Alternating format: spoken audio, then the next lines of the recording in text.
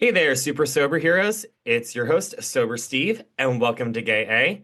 I am here today with 1,316 days of continuous sobriety, and I'm here with Johnny. Welcome, Johnny. Hello. Yes, and you are here with Sober Gay Adventures as your company, correct? It is.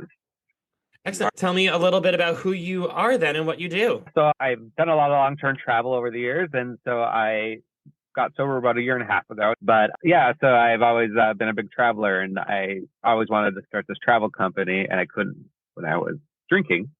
And then I got sober, and then I started looking into things, and I didn't find a big variety of what I was looking for because one of the things I was nervous about when I got sober was traveling again, because obviously being in Europe, wine like Paris, wine is everywhere, Italy and all that. And so I was looking for a small group of like 10 to 12 people to just travel with for accountability, friendship and whatnot. And I didn't really find it. I found there's another place out there that does like bigger group cruises and whatnot, but I was looking for something more intimate where you could actually get to know everyone and hear each other's stories and share and whatnot. And so I started this company. It's just a 10 day trip for people to have fellowship and accountability all over the world. Excellent. I love that. And I definitely see the need for that connection in all the different types of ways. And with you being a member of the queer community, what would you say is your favorite part of being queer today? I'm a very stereotypical gay man. I love all the camp and drama. I will quote Mommy Dearest and all that. I love the bond of just having the stupidness of it sometimes. Certain people don't always understand what I'm talking about when I'm around other straight people. But I just like the bond that you have. Everyone has a story and everyone has a connection because of who we are as a community. Yeah, I can see that because we have our gay experiences and our queer experiences, but we also have our sobriety to bond over. What would you say is your favorite part of being sober today? I just moved back to New York City. And so I was out of New York City for 4 years. And so I've lost a lot of connections with my friends, but as also when I was here, most of my friends were drinking friends. And so I don't really have a lot of sober friends here. And I've had a lot of support from the normies out there, but it's just been nice to people that have surrounded me when I shared at meetings and whatnot, and just coming up to me and saying, "Hey, welcome," and exchanging numbers, and just the bond that I've made, you know, like I have 20 numbers in a month that I've been back. So it's just great that they have that connection and people care, like genuinely care. So that's what I really love about it. They want you to succeed. Definitely. And so tell me a little bit about your journey with how you got to where you were today with alcohol and addiction. Yeah. So like a lot of gay kids growing up, I came from a religious family, the bullying and whatnot. I was a musical theater queen. I never thought that I was going to be a big drinker because my first experience was very much horrible. I went to an arts high school that was statewide. And so a lot of the students were in the dorms, but a couple of them had their own apartments. And because I was like this good Christian boy, my mom and dad trusted me a lot. And so I went to a party at a friend's and I had two screwdrivers and got wasted. And I laid on the ground crying. I was like, "Mom's gonna be so mad at me," and like, "God's gonna be mad at me," and like it was just this horrible experience that I hated it.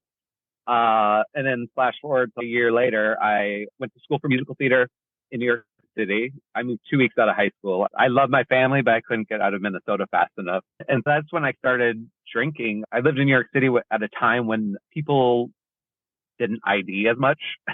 And Mm. at 18, we could get into bars, and there's this local bar down the street from our dorms that we all go to. And I discovered Long Island iced teas that you could drink for like $10 and you could have one and be done. And then it just spiraled from there. There was another gay bar that's no longer open that also let us in, and they had the Frozen Cosmos, and I almost failed ballet class because it was every Thursday, and then ballet was on Friday at 9, and I had struggled getting up. So yeah, so I started there, and then at 21, I actually went to my first AA meeting. And so I knew I had a problem, but in my head, I said, "I'm 21. This is what everyone does." So I stayed for about a month, and then I went out again. I was a successful actor in the fact that I was working. I never did anything huge, but I toured a lot. And on tour, You have the full day to yourself, do the show at night, and then after the show, you go out and you drink. And for me, it when everyone else was ready to go to bed after the show, I kept going and going. And so I was still able to perform for about 10 years. I kept going and I was able to drink at what I thought was a moderate level, but in reality, looking back, it wasn't. About 8 years ago, my best friend passed away out of nowhere. He had inflamed pancreas. So Sunday he went to the hospital, and then Tuesday I got a bunch of text messages because I was in San Francisco when I met him, and I moved back to New York City, and everyone's, "Are you okay? Are you okay?" And since I was here for 9/11 in New York, I thought something like that had happened because no one said that he had passed. And I looked on Facebook, and my old boss wrote me a message, and he said, "Hey, just something happened to Patrick. Please call me. I don't want you to find out another way." And I just thought maybe he had something like he got hurt or something like that. I'd never in my head. And I was at work at the time. And I was a bartender at Broadway shows. And so this was after intermission. So we're like setting out or breaking down the bar and everything. And then I just looked at his profile picture or his profile, and it said, "I can't believe this happened. Rest in peace, blah, blah, blah, blah, blah." And it's the first time in my life that I ever just got so weak in the knees I couldn't stand, and I just dropped to the floor. And so that's when it actually got to the point where it was out of control. I started drinking daily, nonstop. I eventually became a morning drinker, and that went on for it was 8 years ago, and it went for a good 6 years in that pace. And it wasn't always morning drinking, but it definitely I'd pass out occasionally and then have a cocktail by my bed and finish drinking in the morning. Warm Diet Coke and vodka. It was disgusting. And so I went into Pride Institute. I moved during COVID. I moved back to Minnesota with my parents, and that's when they started seeing it. I was able to keep it a secret a little bit, but they definitely could see it then because I was doing it there too. And I isolated my bedroom. And so I went to Pride Institute in Minneapolis for an outpatient program, and I wasn't there yet. I was refusing to go to meetings because I had gone to meetings before, and I said it doesn't work, blah, blah, blah. And at that point, I had gotten accepted into school in Prague in the Czech Republic to go back to school to start because I wanted to start a travel business. It wasn't this one, but it was something I wanted to do, and I just had no business experience. And then my visa got denied, and I had an apartment there that I had to have to get the visa. So I moved back home to Minnesota. I was paying for the apartment, and I just started drinking a lot. And so I went back to Prague to move out of the apartment because I still had stuff there after the year lease. And that's when I basically drank for 3 to 4 days straight, just nonstop. And I flew back home. We actually had a memorial for a cousin that had passed away in my parents' backyard.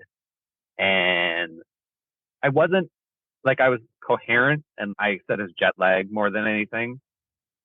And then that night at about 2 a.m, I had what I can only describe as a minor seizure. I couldn't move, and I tensed up, and I was shaking a lot.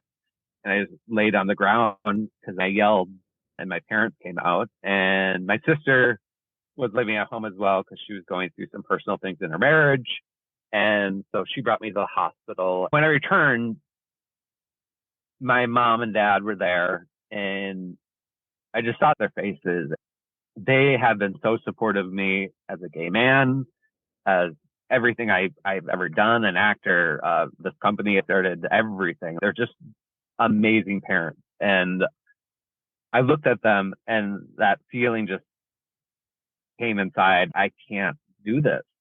But it was also it wasn't just for them. That before it was for them. This time it was yeah, it's for them, but it's also, I don't want to do this anymore. I don't want to be hurting people anymore. I don't want to isolate anymore. Since Patrick passed away, I had closed off everything. I was not letting people in. I wasn't allowing friendships, anything.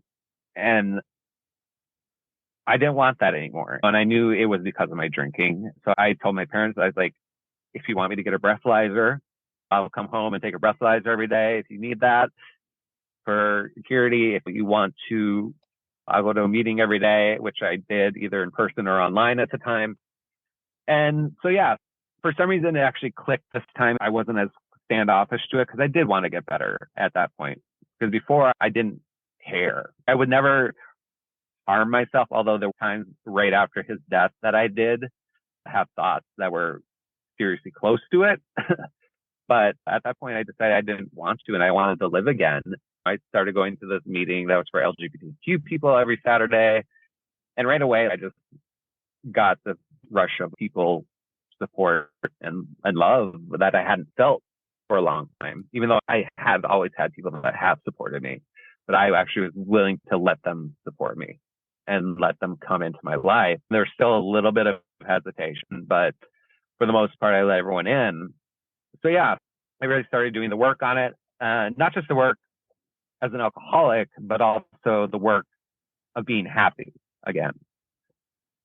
Because I think that's also an important part. Just getting sober isn't going to make everything better and make you happy. You have to actually work on the happiness. And the late, great Leslie Jordan has a quote, and I'm going to missay it, but he said, it takes a lot of work to be this happy.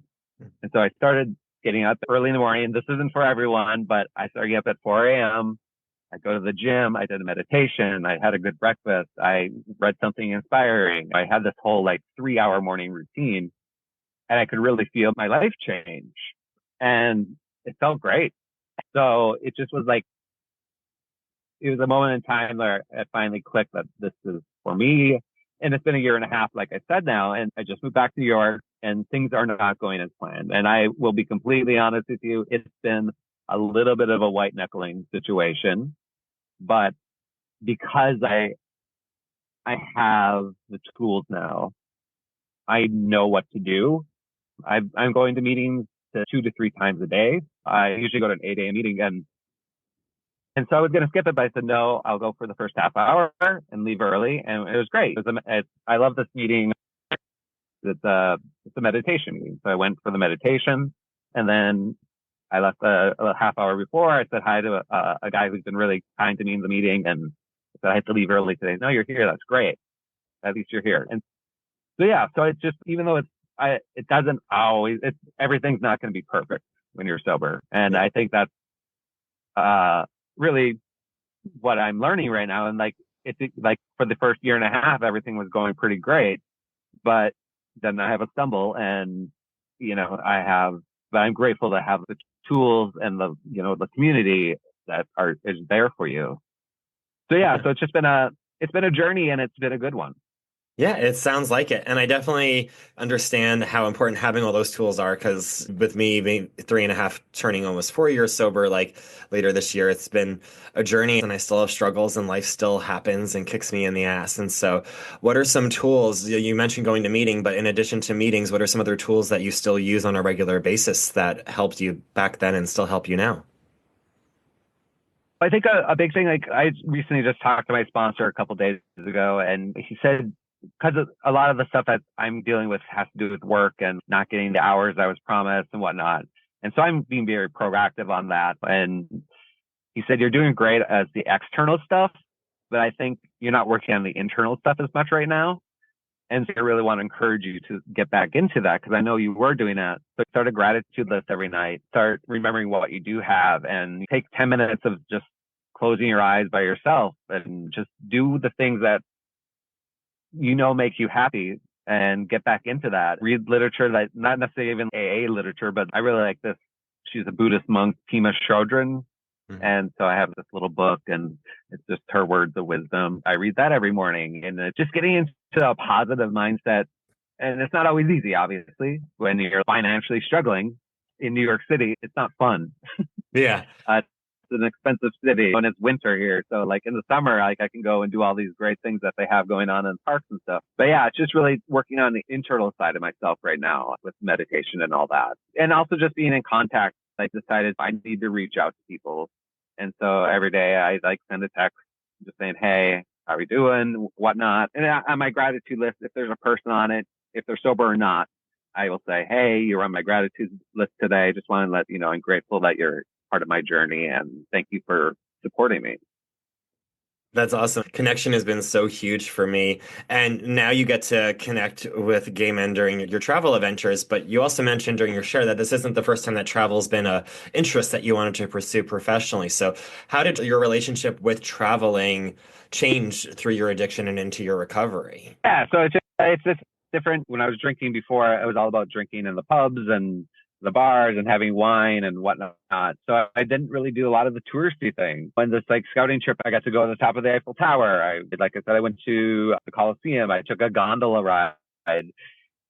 And there's so much more to do when you're not spending money on booze. But you have the money to go and do these things instead of doing all the drinking. And I have my main was I romanticized it so much. And but having a Diet Coke on at a cafe on the streets of Paris is no different than having a glass of wine. You're still having the same feeling. You're just not drinking alcohol. You can still appreciate the surroundings and be part of the environment, but you just it's not as blurry. Yeah, I can So yeah, definitely it's just been it was relate. a great experience, and yeah, I can't wait to travel to do places sober. And also, I made sure that I went to a meeting at every new city I stopped in, and because every city has an English speaking meeting at some point. So yeah, so that way I also got to meet some local sober people and hang out with them. Wonderful. And we are just kicking off 2025. So what So now places you're would you love to travel this year with Sober hello. Gay Adventures? With Sober Gay Adventures, I have three trips. One's from London to Paris, and then there'll be a little bit of some little day trips as well, like to Stonehenge and Mount Saint Michel. And then there's the basic Italy tour for people who have never been to Italy. So it's Rome to Florence to Venice, as well as there'll be some little day trips in Florence where we can go see Tuscany and whatnot, some food tours. And then the last one is in Crete, Greece, which is my favorite place in the world right now. It's the largest island in Greece, and every little city is different from another. The other two are more touristy, uh, but that one's more of a yoga meditation retreat where we stay in a villa. So I've been in talks with this great sober yoga teacher. He's awesome. And one day we'll be at the villa all day at the pool, or we can go to the beach. And then every other day we'll go to a different city for the day, come back. We'll do the morning yoga, but then in the evening we do like a sharing circle and a meditation. And then there'll be like a little like theme party, like a luau party or a Greek god party. It's just more intimate than the other two. So Awesome. All three sound like a blast, but I love the sober stuff and my husband loves the meditation stuff. So that's the one that I'll tell him about. Let's check it out together, maybe. yeah, Because you are talking our language there. So I love that. If someone wanted to connect with you and find out more about it, how would they do that, Johnny? you can go to sobergadeadventures.com. There's also on Instagram and Facebook and Threads. I am no longer on the Twitter, but it's at Sober Gay Adventures as well. And yeah, All right. Excellent. Thank you uh, so much for coming on. I will put all that information in the show notes so that my listeners can head on over there to connect with you. Thank you so much. yeah, thank you. Appreciate it. And thank you, listeners, for tuning in to another episode of Gay A. Make sure you're following so you get the new ones every Thursday. And until then, stay sober.